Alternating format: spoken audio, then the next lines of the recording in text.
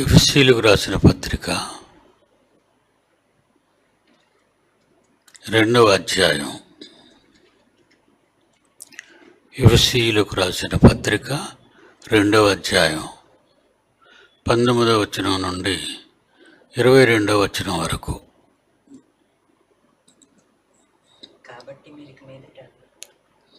ఎఫెసీ పత్రిక 2వ అధ్యాయం 19వ వచనం నుండి, కాబట్టి మీరిక మీదట పరజనులు పరదేశులనై ఉండక, మనమట పరజనులం, పరదేశానికి చెందిన వాళ్ళం అంటున్నాడు దేవుడు.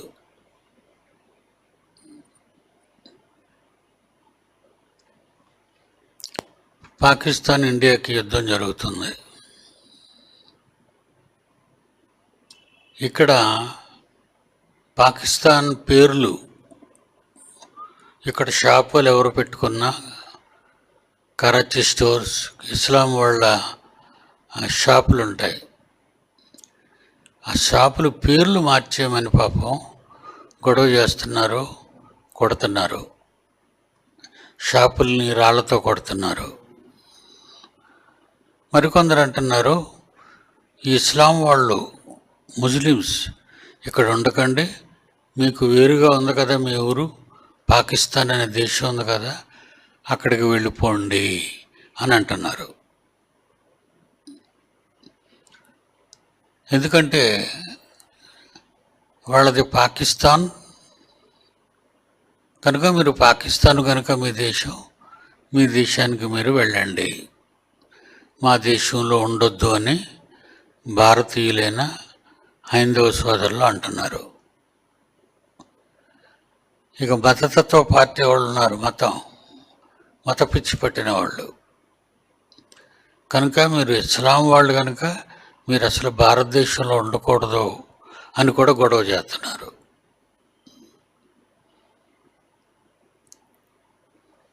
మనల్ని ఏమంటున్నారు, మీరు క్రైస్తవులు కనుక భారతదేశంలో ఉండకూడదు, మీరు విదేశాలకు వెళ్ళిపోండి, అమెరికా వెళ్ళిపోండి, కెనడా వెళ్ళిపోండి, లండన్ వెళ్ళిపోండి అని మన వాళ్ళ మీద థ్రెటనింగ్ చేస్తున్నారు. ఈ మత ఛాందస్యవాద పార్టీలు, బజరంగ దళ్, తర్వాత రకరకాలు ఉన్నాయి. ఇందులో పుట్టగొడుగుల్లో పుట్టుకొచ్చే ఈ మధ్య వీళ్ళందరూ కూడా, క్రైస్తవులు కూడా క్రైస్తవ దేశాలకు వెళ్ళిపోండి, ఇది హిందూ దేశం, వాళ్ళు చెప్పుకుంటున్నారు అలాగా, ఇది హిందూ దేశం, హిందువులు మేము ఉంటాం ఇక్కడ, మీరెవరూ ఉండకూడదు అని మన మీద కూడా గత కాలంలో చాలా గొడవలు చేశారు. అంటే ఏ దేశస్థులు వాళ్ళ దేశంలో ఉంటే బాగుంటుంది కానీ ఇతర దేశాలకు వెళ్ళి ఉండకండి. ఎప్పటికైనా ఈ ముప్పు ప్రపంచ దేశాల్లోకి రాక తప్పదు. ఈ ముప్పు ప్రపంచ దేశాల్లోకి రాక తప్పదు. ఇక అమెరికాలో ఉన్నవాళ్ళు, ట్రంప్ వచ్చిన తర్వాత అమెరికా ప్రెసిడెంట్గా ట్రంప్ వచ్చిన తర్వాత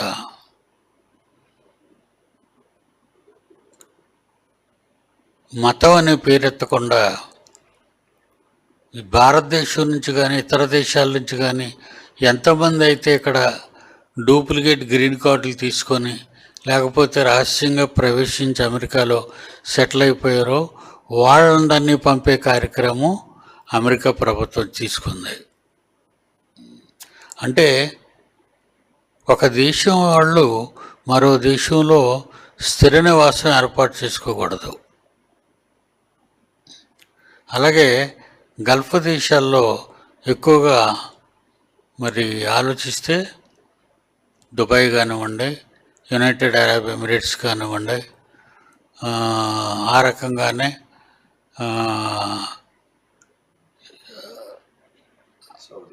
సౌదీ కానివ్వండి, తర్వాత ఇరాన్ కానివ్వండి, ఈ దేశాల వాళ్ళు ఏమంటున్నారంటే ఇతర మతస్థులు మా దేశంలో ఉండకూడదు,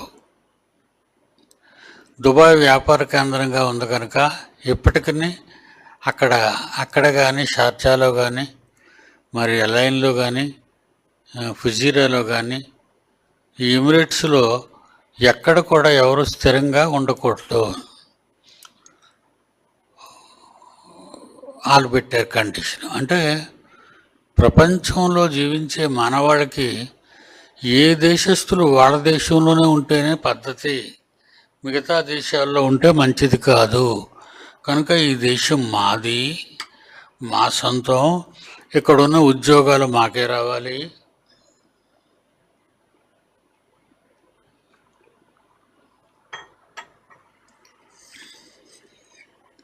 ఇతర దేశస్తులు ఇక్కడ ఉద్యోగాలు చేయటం వల్ల మా స్వదేశంలో మాకు ఉద్యోగాలు లేకుండా పోతున్నాయి అని గొడవలు చేస్తున్నారు. ఇప్పుడు ఇతర దేశస్తులు మా దేశంలో ఉండటం వల్ల మా దేశంలో మాకు రావాల్సిన ఉద్యోగాలు మాకు రాకుండా ఇతర దేశస్తులు వచ్చి ఇక్కడ స్థిరనివాసాలు ఏర్పాటు చేసుకొని ఇక్కడ ఉద్యోగాలు చేస్తూ సంపాదించుకుంటున్నారు అని అమెరికన్స్ వాపోతున్నారు. ఇలా ప్రతి దేశంలోనూ ఈ ప్రజలు ఇక్కడే ఉండాలి, ఈ ప్రజలు ఈ దేశంలోనే ఉండాలి, మరి ఏ దేశంలో ఉండకూడదు అనగానే దేశాల మధ్య తారతమ్యాలు ఏర్పడుతున్నాయి, ప్రాంతాల మధ్య తారతమ్యాలు ఏర్పడుతున్నాయి.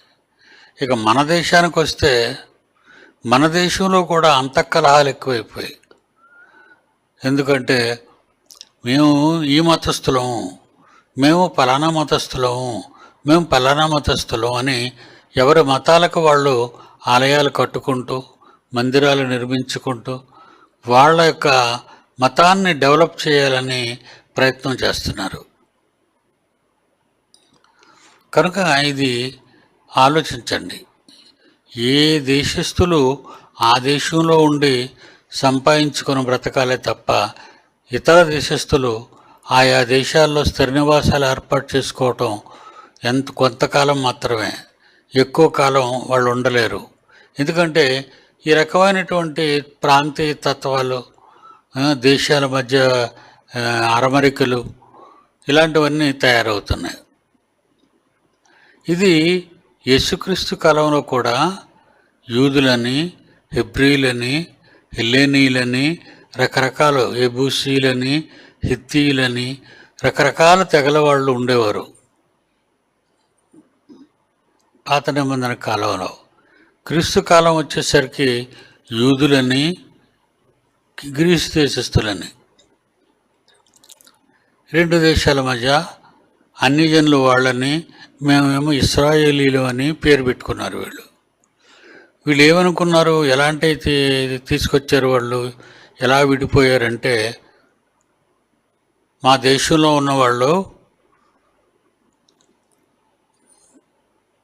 చట్టం కలిగిన వాళ్ళు, అంటే పాత నిబంధన కలిగిన వాళ్ళు, మేము పాత నిబంధన కలిగి ఉన్నాము,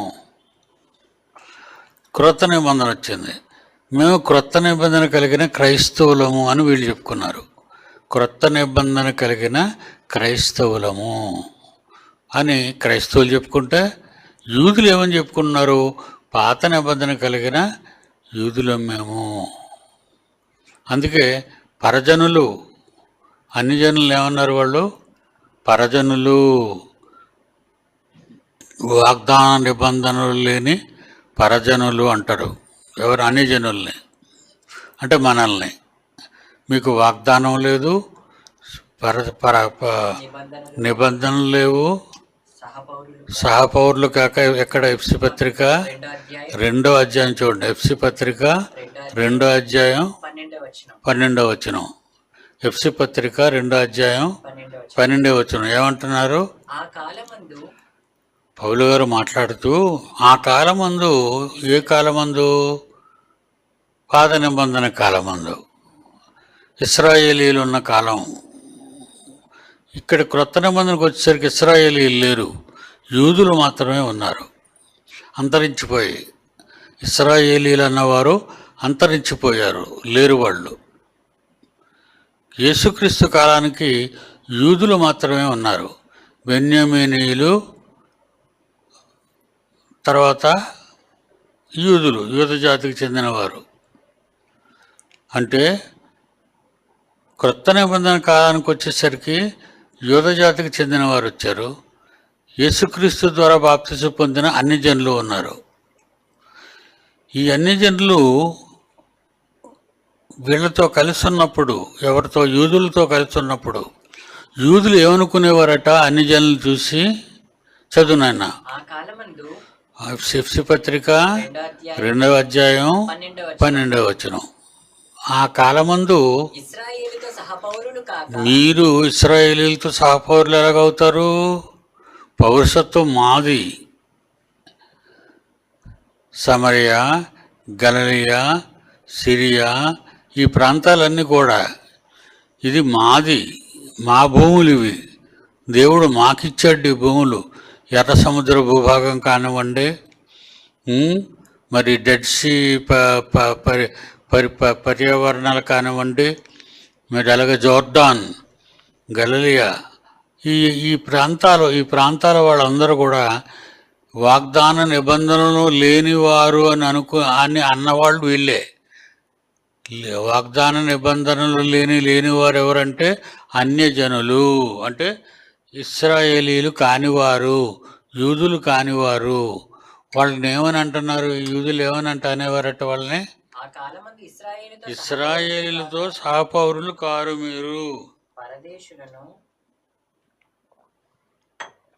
మీరు పరదేశులు, మీరు పరాయ దేశానికి చెందినవారు. మనల్ని అనేవారండి అన్ని జనుల్ని. వాగ్దాన నిబంధనలు లేని పరజనులు. మీరు పరాయోళ్ళు, మా వాళ్ళు కాదు, మా సొంతోళ్ళు కాదు. ఇప్పుడు ఎలాగుంటారంటే, అప్పుడప్పుడు మనం మనుషుల్ని చూసినప్పుడు ఈయన మా కులవాడు, ఈయన పలానా కులవాడు, మన కులవాడు కాడు. విశేషం ఏంటంటే, బలహీన బడుగు వర్గాల వాళ్ళు ఉన్నారనుకోండి, వాళ్ళు కిందన ఉంటారు, దారిద్ర్య రేఖ దగ్గర ఉంటారు వాళ్ళు. ఒక క్యాస్ట్ అమ్మాయిని ఇంకో క్యాస్ట్ అబ్బాయి పెళ్లి చేసుకోకూడదు. సపోజ్ ఎక్కువగా కనిపించేది, ఏ కులం వాళ్ళు ఆ కులం పిల్లనే కానీ ఆ కులం పిల్లాడినే కానీ చేసుకుంటారు. ఎవరైనా కానివ్వండి. మన దేశంలో ఈరోజు ఉన్న పరిస్థితి ఏంటంటే, మన రాష్ట్రంలో ఉన్న పరిస్థితి ఏంటంటే, ఒక కులం వారు మరో కులం వారిని పెళ్లి చేసుకోరు. ఒకవేళ మీకు తెలియకపోతే మీ తల్లిదండ్రులు అడగండి. ఎందుకంటే మా కులం వాడు మా కులం పిల్లనే చేసుకోవాలి. అలాగా ఇశ్రాయేలీలు ఏమనుకునేవారు? పరజనులను, వాళ్ళ అన్ని జనులను ఏమన్నారు? పరదేశులను, వాగ్దాన నిబంధనలు లేని పరజనులను, నిరీక్షణ లేనివారు. వాళ్ళకి దేవుడు లేడు, ఏమీ లేదు. అంటే మీ తండ్రి అయిన యెహోవాను కలిగిన వాళ్ళం మేము అని ఇశ్రాయేలీలు అనుకునేవారు. మేము దేవుని కలిగిన వారం, మాకు దేవుడున్నాడు, మాకు దేవుడు వాగ్దాన భూమి పాలస్తీనా ఇచ్చాడు, అది మాది అని ఎప్పటి నుంచి కొట్లాడుకుంటున్నారు వాళ్ళు? ఇశ్రాయేలీల కాలం నుంచి, రాజుల కాలం నుంచి కొట్టుకుంటున్నారు. బైబిల్లో ఉన్న రాజుల గ్రంథం, దినవృత్తాంతాల గ్రంథాలు చదివితే అప్పటి నుంచే ఈ భూములు మావి, ఈ భూములు మీవి కావు, కనుక ఈ నేల విడిచి వెళ్ళిపోండి. 2021 దానికి ముందు ఒక సింగు ఒక ప్రకటన చేశాడు. ఎప్పుడు 2021కి క్రైస్తవులు భారతదేశంలో నుంచి వెళ్ళగొడతాము అని. ఆ పేరు నాకు గుర్తు రావట్లేదు, ఆయన పేరు. పత్రికా ప్రకటన ఇచ్చేశాడు, మెయిన్ పేపర్స్లో ఇచ్చాడు. ఇండియాలో మెయిన్ పేపర్స్. అంటే ఈ గడ్డ మాది, ఈ ప్రాంతం మాది, ఈ గాలి మాది, ఈ నీరు మాది. ఇప్పుడు పాకిస్తాన్కి మనకు గొడవ అయిందా? డ్యామ్ కట్టేశాడు, మన వాళ్ళు డ్యామ్ కట్టేశారు పాకిస్తాన్లోకి నీరు వెళ్లకుండా. ఎందుకంటే ఆ డ్యామ్ ఉన్నదే ఇండియాలో ఉంది. మీరు అన్యాయంగా మా వాళ్ళని చంపేశారు, భారతీయుల్ని. వాళ్ళు ఏదో వాళ్ళు కాశ్మీర్ చూడడానికి వచ్చిన వాళ్ళని మీరు తుపాకులు పెట్టి 20 మంది చిల్లర మనుషుల్ని మీరు తుపాకీతో చూడ్చి చంపేశారు, మేము నీళ్ళు ఎందుకు మీకు ఇవ్వాలి అని నీళ్ళు బంద్ చేశారు. ఇప్పటికీ నీళ్ళు ఇవ్వటం లేదు పాకిస్తాన్కి. ఇస్రాయేలీలు కూడా ఏమనుకునేవారు, పాలస్తీనా మాది, పాలుతేనలు ప్రవహించే దేశం, మా తండ్రి అయిన అబ్రహాంకి ఇస్తా అన్నాడు కనుక అది ఆ తర్వాత అది ఇస్సాకు స్వాధీనం అయింది, ఆ తర్వాత అది యాకోబుకి స్వాధీనం అయింది, ఆ తర్వాత అది ఇస్రాయేలీలు 12 గోత్రాల వారు ఆక్రమించుకున్నారు, పాలుతేనలు ప్రవహించే దేశం. ఇప్పుడున్న ఇజ్రాయేలు ఆ దేశంలో ఒక చిన్న మొక్కే కానీ దేశం కాదు. ఇస్రాయేల్ దేశం అని అంతా కనుక మన విశాఖపట్నం అంత ఉంటుందేమో. ఇస్రాయేల్ దేశం అంతా కలిపితే మన విశాఖపట్నం అంత ఉంటుంది. ఇదండి ఈయన పేరు రాజేశ్వర్ సింగ్. ఇతను ఏమన్నాడంటే, ఆ న్యూస్ 7 ఇన్ఫర్మేషన్ కింద ఉందా నాయన, will finish Christianity and Islam in India by 2021, Rajeshwar Singh. మేము ఉంచాం, క్రైస్తవుల్ని దేశంలో ఉంచాం, ఇస్లాం వారిని దేశంలో ఉంచాము, 2021కే మేము వీళ్ళని తగిలేస్తాం. మరి ఇప్పుడంతా 2025, పాపం తగలలేదు. మరి ఆయన ఉన్నాడో లేదో మనకు తెలీదు, ఆయన ఎక్కడున్నాడో మనకు తెలీదు. అంటే దాన్ని ఏమంటారంటే బలహీనమైన మనస్సాక్షి, వాళ్ళకి బలహీనమైన మనస్సాక్షి. ఆడ గొప్పలు ఆలే చెప్పుకుంటూ వాళ్ళు తగిలేస్తాం, వీళ్ళు తగిలేస్తాం. ఎవరిని తగిలేస్తారు? భారతదేశంలో పుట్టిన ఇస్లాం వాడు అందరూ ఉన్నారు, వాళ్ళు మన ఇండియాలోనే ఉన్నారు, పాకిస్తాన్ వెళ్ళలేదు.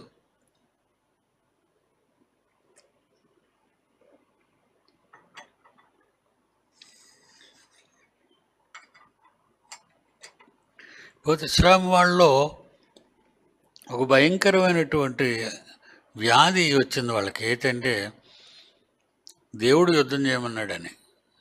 ఎవరు పెట్టేశారో వీళ్ళకి జిహాద్. వాళ్ళని ఏమన్నారు, జిహాదీలు అన్నారు. జిహాదీలు అంటే చంపేయటమే.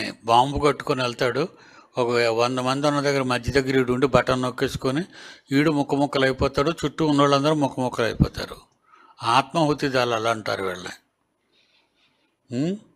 ఎంత భయంకరం అయిపోయిందంటే ఈరోజు భారతదేశమే కానీ ఏ దేశమే కానివ్వండి, ఉగ్రవాదం లేని చోటు అంటూ ఎక్కడా లేదు.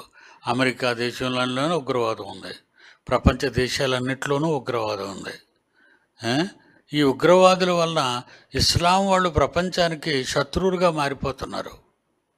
ప్రపంచ దేశాల వారు వాళ్ళు ఎలా చూస్తున్నారంటే, వీళ్ళు ఎక్కడుంటే అక్కడ అల్లర్లు పెడతారు, ఆత్మాహుతి దళాలు అంటారు, దేవుడు యుద్ధం చేయమన్నాడు అంటారు, యుద్ధం పవిత్రమైన యుద్ధం అంటారు. ఇలాంటివన్నీ చెప్పడం వలన ఇస్లాం వాళ్ళు ఎక్కువగా ఈ మారణాయుధాలుగా మారిపోతున్నారు వాళ్ళు. ఇలాంటి దారుణమైనటువంటి పరిస్థితులు మన భారతదేశంలో ఉన్నాయి. అలాంటిదే ఆ రోజు యూదుల్లో కూడా ఉంది. యూదులు ఏమంటున్నారు, వాళ్ళని అన్ని జనులు ఏమంటున్నారు, ఇశ్రాయేలీలతో మీరు సహపౌరులు కారు, మీరు పరదేశులు, మీరు వాగ్దాన నిబంధనలు లేని పరజనులు, నిరీక్షణ మీకు దేవుడు లేడు, దెయ్యం లేదు మీకు, లోకమందు దేవుడే లేనివారయ్యుండి క్రీస్తుకు దూరస్తులైపోయారు మీరు అని క్రైస్తవులైనటువంటి యూదులు అంటున్నారు. క్రైస్తవులు అయ్యారు కదా వాళ్ళు చాలామంది. మరి అపోస్తుడైన పౌలు యూదుడే కదా, బెన్యామీను గోత్రం. ఆయన కూడా యూదుడు కనుక దేవుడు గలవాడు. మరి దేవుడు లేని వాళ్ళు ఎవరు? అన్ని జనులు. వాళ్ళు దేవుడిని నమ్మలేదు కనుక అన్ని జనులు. దేవుణ్ణి నమ్మితే దేవుడు గలవారు, నిబంధన కలిగిన వారు, కొత్త పాత నిబంధనలు కలిగిన వారు, యేసుక్రీస్తుని నమ్మి బాప్తిసం పొంది సంఘములోనికి చేర్చబడితే ఆయన మందిరం భూమి మీద కట్టబడింది, ఆయన రాజ్యం భూమి మీద స్థాపితమైంది. అది దాని అర్థం. దేవుని యొక్క రాజ్యం భూమి మీద స్థాపితమైంది. ఎలా స్థాపితమైందో చెప్తున్నాడు. ఈ ఎఫెసీ పత్రిక 2:19. కాబట్టి మీరు ఇక మీదట పరజనులను పరదేశులను ఉండక పరిశుద్ధులతో ఏకపట్టణస్థులను దేవుని ఇంటివారునై ఉన్నారు. ఇప్పుడు మనం దేవుని ఇంటివారు అయిపోయాం. మనం దేవుణ్ణి నమ్ముకున్నాం, ఆయన యందు విశ్వాసం ఉంచాం, ఆయన యందు బాప్తిసం పొందాం. మనం బాప్తిసం పొందగానే మనకి ఏం అప్లై అవుతుందో చూడండి. మన ఆధార్ కార్డు ఉంటే భారతీయులు అని చెప్పడానికి మన ఆధార్ కార్డు కావాలి. అది చూపిస్తే మనం భారతీయులమే. లేకపోతే మీరు ఎవరో, ఎక్కడి నుంచి వచ్చేసారు, ఏ దేశం నుంచి ఇక్కడికి వచ్చేసారు, ఇవన్నీ తలపోటు సమస్యలు. కనుక ఆధార్ కార్డును ఎప్పుడైతే ప్రవేశపెట్టిందో భారతదేశం, అందరికీ, పిల్లలకి, పెద్దోళ్ళకి, అందరికీ ఆధార్ కార్డులు ఇచ్చింది. ఈ కార్డు చూపించాలి మీరు ఇండియా అని అనుకుంటే. మేము భారతీయులు అనుకుంటే ఈ కార్డు చూపించండి. అలాగే ఆధార్ కార్డులో మీ డేట్ ఆఫ్ బర్త్, మీ ఫ్యామిలీ, మరి నువ్వు పెళ్ళైన వాడువా కాదా, నీ భార్య ఎవరు, నీ భర్త ఎవరు, మీ పిల్లలు ఎవరు, ఇవన్నీ ఆధార్ కార్డుల ద్వారా తెలుసుకుంటున్నారు భారతీయులందరికీ. కనుక మనం స్వజనులు, భారతీయులు, మనం ఎవరమే స్వజనులు. మనం అదే అంటున్నాం, మేము ఎవరమయ్యా, మేము కూడా భారతీయులమే. మా తాత తండ్రులు కూడా భారతదేశంలోనే పుట్టారు.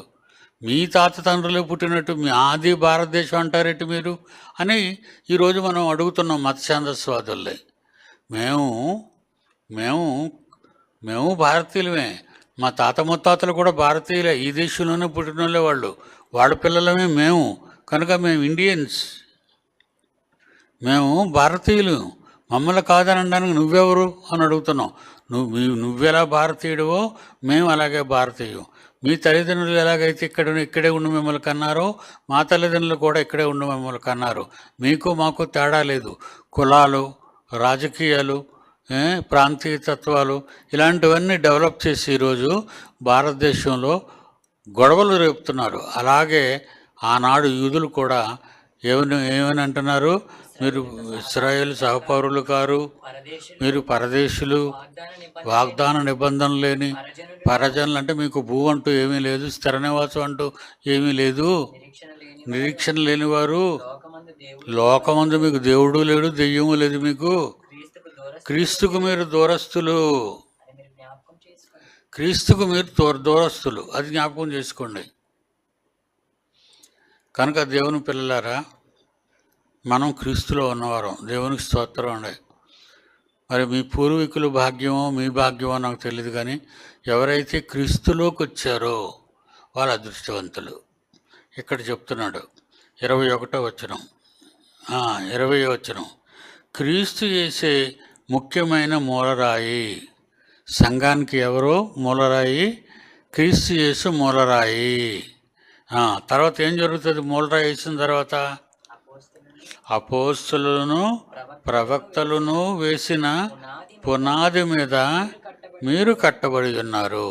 మూలరాయి వేస్తారు. ముందు ఇంటికి ఇల్లు కట్టేవాళ్ళు ఏం చేస్తారు? మూలరాతిని వేస్తారు. మూలరాతిని వేసిన తర్వాత అప్పుడు ఏం చేస్తారు? గోడలు కడతారు. వాళ్ళెవరట? అపోస్తలులను ప్రవక్తలను వేసిన పునాది.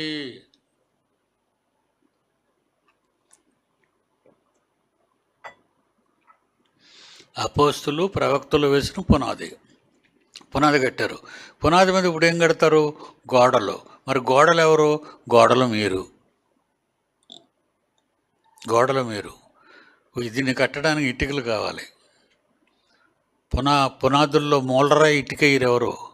మూలరాయిగా ఇటుక వేయరు, మూలరాయే వేస్తారు. ఒక గ్రానైట్ స్టోను, లేదంటే ఒక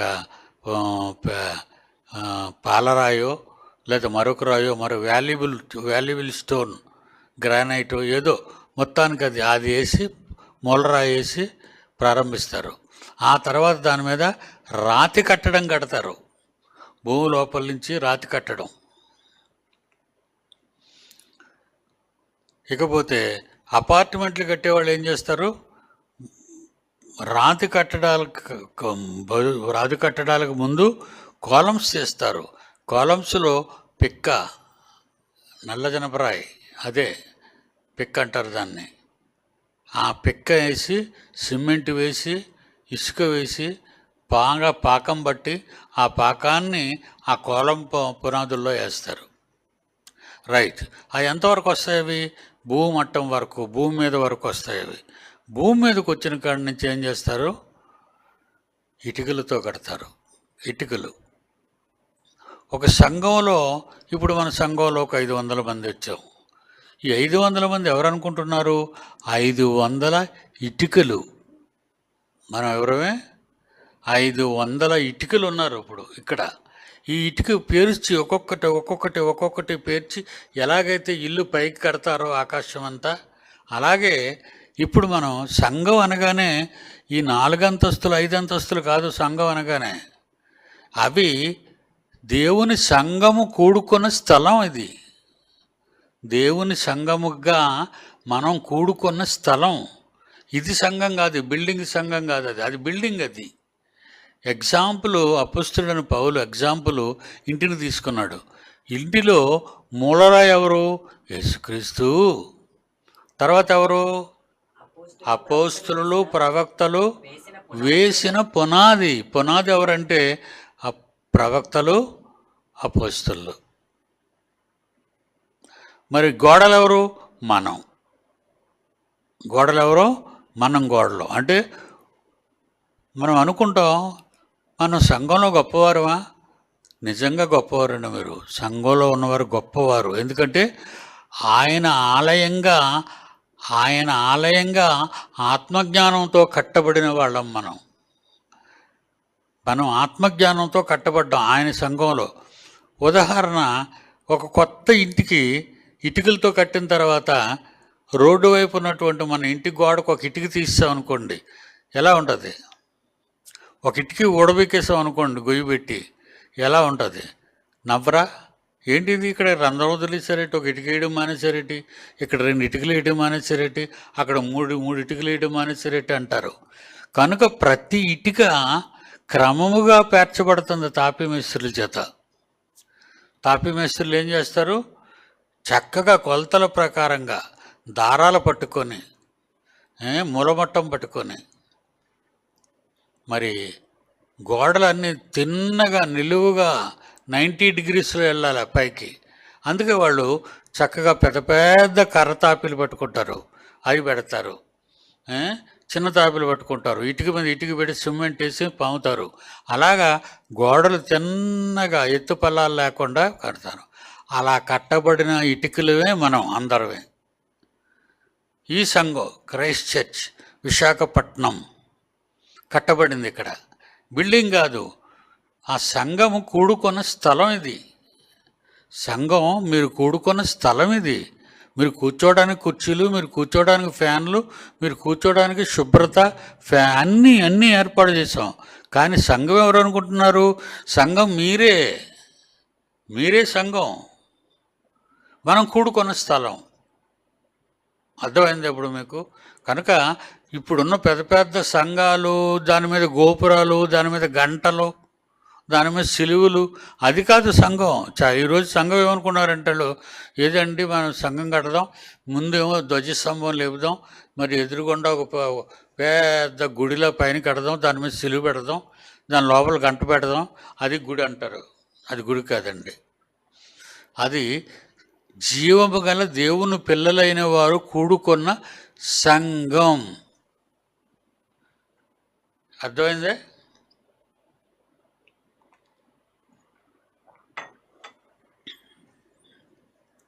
చదువుదాం. 20. క్రీస్తు యేసే ముఖ్యమైన మూలరాయి ఉండగా అపోస్తలులను ప్రవక్తలు వేసిన పునాది మీద మీరు కట్టబడి ఉన్నారు. మనం కట్టబడి ఉన్నాము. ప్రతి కట్టడము ఆయనలో చక్కగా అమర్చబడి ప్రభువునందు పరిశుద్ధమైన దేవాలయం ఒకటకు వృద్ధి పొందుచున్నది. క్రీస్తునందు, ఆయన యందు చక్కగా, ఎవరి యందు? దేవుని యందు చక్కగా కట్టబడిన వారము. క్రీస్తు యేసు మూలరాయిగా, అపోస్తులు ప్రవక్తలు వేసిన పునాది మీద మీరు ఇటుకలుగా కట్టబడి ఉన్నారు అంటున్నాడు. చూడండి ఎంత చక్కగా చెప్పాడు. 21వ వచనం, ప్రతి కట్టడమును ఆయనలో చక్కగా అమర్చబడి ప్రభువునందు పరిశుద్ధమైన దేవాలయమగుటకు వృద్ధి పొందుచున్నది. ఎప్పుడు వృద్ధి పొందుతుంది? ఇదిగో మీరు వస్తున్నారు, కూర్చుంటున్నారు, పాఠాలు నేర్చుకుంటున్నారు, వెళుతున్నారు. మళ్ళా మీటింగ్ మళ్ళీ ఎప్పుడైతే అప్పుడు వస్తున్నారు, వాక్యం నేర్చుకుంటున్నారు, మళ్ళీ వెళ్తున్నారు.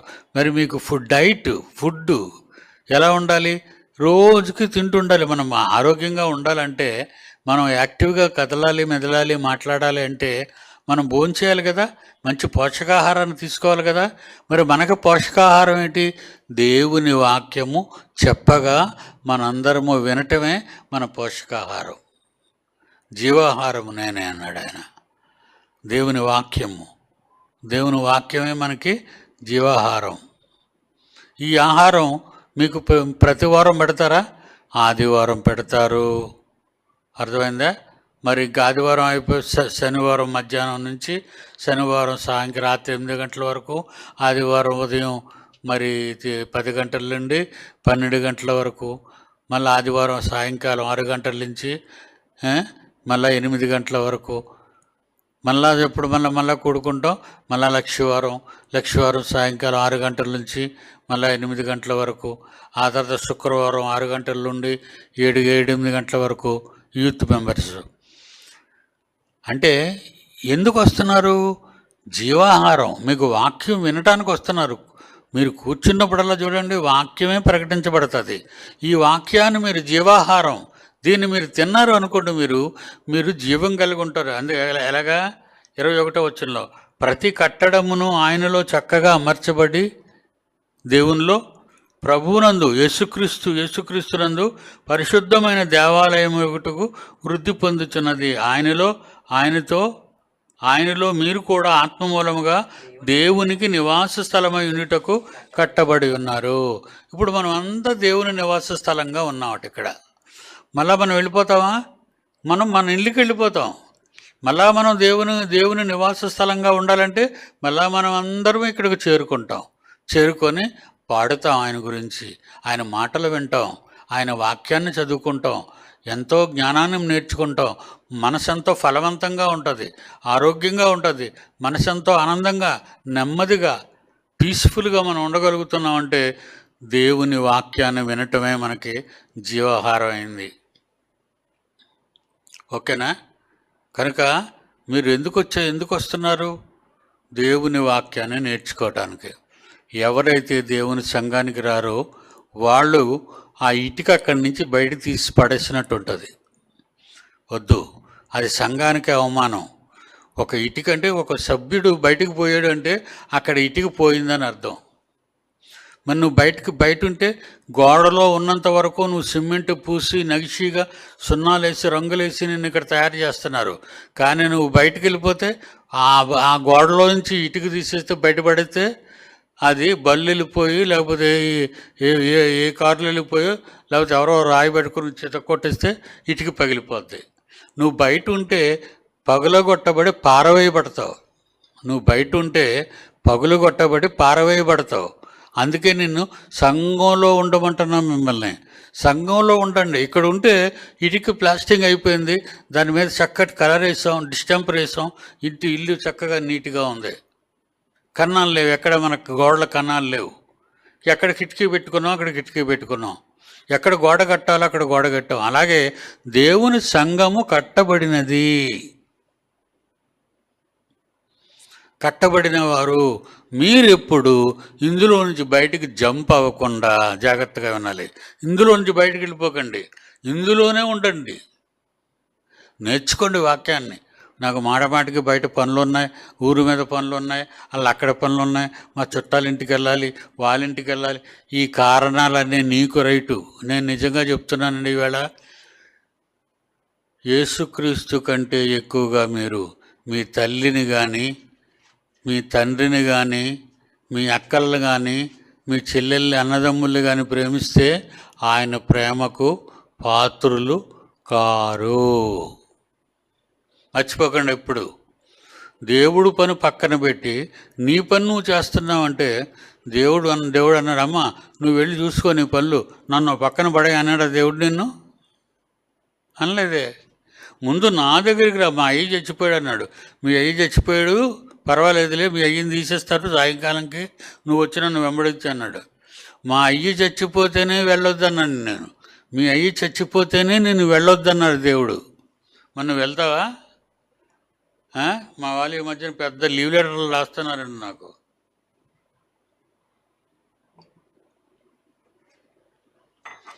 లీవ్ లెటర్ రాస్తున్నారు గుడికి రావని. నేనేం మీకు బడిపంతులనా? మీకేమైనా క్లాస్ టీచర్నా నేను? లీవ్ లెటర్ ఎవరికి ఇవ్వాలి మీరు? దేవుడికి ఇవ్వండి. దేవుడా ఇదిగో లీవ్ లెటర్ ఇస్తున్నాను అని ఇచ్చావనుకో, నీ కాల్లో చేయి తీసేస్తాను, బయటకు వెళ్ళి అంటాడు. మన పిల్లలు చిన్నప్పుడు అల్లరి చేసి డాడీ నేను వస్తాను అనుకో, వద్దురా బాబు పిల్లలు ఎత్తుకెళ్ళిపోతున్నారని చెప్తాం వాళ్ళతోనే. అలాగే యేసుక్రీస్తు దగ్గరికి వచ్చాడు, నేను వెంబడించేస్తాం ప్రభు అని. ఒరే బాబు నువ్వు వెంబడిస్తావు, కానీ నువ్వు ఒక కండిషన్ ఇట్టావు, మాకు లీవ్ అప్లై చేసావు, మా బాబు చచ్చిపోయాడు, పాతేసి వస్తాను. అప్పుడు ఆయన ఏమన్నాడు, నువ్వు వెళ్ళకపోతే పాతిస్తున్న వాళ్ళు అక్కడ ఎప్పుడు రెడీగా ఉంటారు, వాళ్ళు పాతేస్తారులే, నువ్వు వచ్చి నన్ను వెంబడించాను అంటే. చావుకే వెళ్ళొద్దన్నాడంటే పెళ్ళికి వెళ్తారా? పోయేగలవా? నీకు పెళ్ళికి వెళ్ళడానికి పోయేగలవా? లేకపోతే చుట్టాల ఇంటికి వెళ్తావా? అంత మంచి చుట్టాలు వాళ్ళు. నీకు ఏదైనా రోగం వచ్చి మంచం పెట్టావు అనుకో, నీ దగ్గర వాసన వచ్చేది అనుకో, ఎవరు నీ దగ్గర రారు, అందరూ చుట్టాలే. కన్నవాళ్ళు కానీ పెళ్ళాడిన వాళ్ళు కానీ ఎవరికెవరు తోడుకారు, ఎవరి కాలు ఒంటరిగా వెళ్ళిపోవాలి. నేను మా ఆయన వీడని జంట అండని అన్నాం అనుకో, జంటని జెండా చేసి ఎరగొట్టేస్తాడు. జాగ్రత్తగా ఉండండి. నాకు భర్త గొప్ప, నాకు భార్య గొప్ప, నాకు పిల్లలు గొప్ప, నాకు తమ్ముడు గొప్ప, మాకు చెల్లెళ్ళు గొప్ప, మాకు అక్కలు గొప్ప, ఈ గొప్పలన్నీ వదిలేయండి. దేవుడే మీకు నెంబర్ 1 స్థానంలో ఉండాలి.